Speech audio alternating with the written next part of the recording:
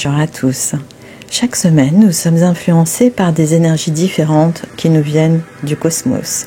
Et durant la semaine du 14 au 20 novembre, nous pouvons profiter de l'énergie cosmique dominante car elle nous aidera à dompter notre adversaire intérieur, nos mauvais penchants. Le plus grand pouvoir que nous puissions avoir sur cette terre est le pouvoir de surmonter notre adversaire intérieur. Et pourquoi ? Parce que si nous ne prenons pas le pouvoir, si nous laissons notre mauvais penchant prendre le contrôle sur notre vie, nous devenons ni plus ni moins que l'esclave de nos peurs, de nos pensées négatives, de notre insécurité et plus encore de ce que les autres pensent de nous. Et il est clair que si notre objectif est un réel épanouissement, nous devons alors reprendre l'ascendant sur notre adversaire intérieur, celui qui nous maintient dans nos penchants les plus négatifs. Alors, comment prendre le contrôle ? Un des outils les plus accessibles est de savoir s'arrêter, faire un stop et de respirer. Et comme il est raconté, on demande à Bouddha « Qu'avez-vous gagné avec la méditation ?» Il répond « Rien. Par contre, laissez-moi vous dire ce que j'ai perdu. La colère, l'anxiété, la dépression, l'insécurité, la peur de vieillir et la peur de la mort. » Une autre façon de prendre le contrôle est de comprendre et de bien intégrer que c'est dans le germe de chaque chose que tout se joue. C'est comme une graine de pommier saine.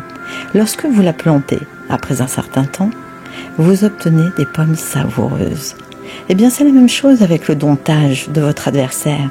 Cela sera bien plus efficace de vous concentrer et de travailler sur le germe de vos pensées négatives, sur la source de vos peurs, sur l'origine de ce besoin de paraître aux yeux du monde. Car là, vous mettez toutes les chances de votre côté pour réussir à dompter votre mauvais penchant. Autre chose, n'oublions pas l'outil complémentaire qu'est l'humilité. Une ruse très efficace. Si vous arrivez à associer identification de la source et humilité, vous avez là un duo gagnant. Car votre ego sera alors diminué puis réduit à néant. La négativité n'aura plus de prise sur vous car elle ne pourra plus nourrir votre ego. Des opportunités pour vous de grandir et de vous transformer se présenteront à vous. Alors concrètement, comment s'y prendre ? Il vous faut tout d'abord identifier l'origine de vos pensées négatives. Par exemple, cela peut être un manque de confiance en vous, ou à l'inverse, un excès de confiance en vous. Dans les deux cas, le doute pourra être de la partie. Eh bien, la prochaine étape sera de prendre par les cornes le doute ressenti, car c'est lui qui vous plombe.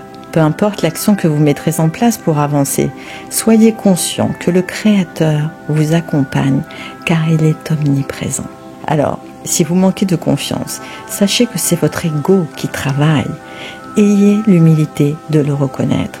Écoutez votre cœur et ayez la certitude que vous êtes continuellement accompagné par la lumière du Créateur. Donc, n'ayez pas peur et avancez sereinement. En revanche, si vous êtes excessivement confiant, ayez plus d'humilité, car vous ne souhaitez pas que s'immisce votre ego dans le germe de vos décisions. Vous voulez tout au contraire que vos choix soient imprégnés de la lumière du Créateur.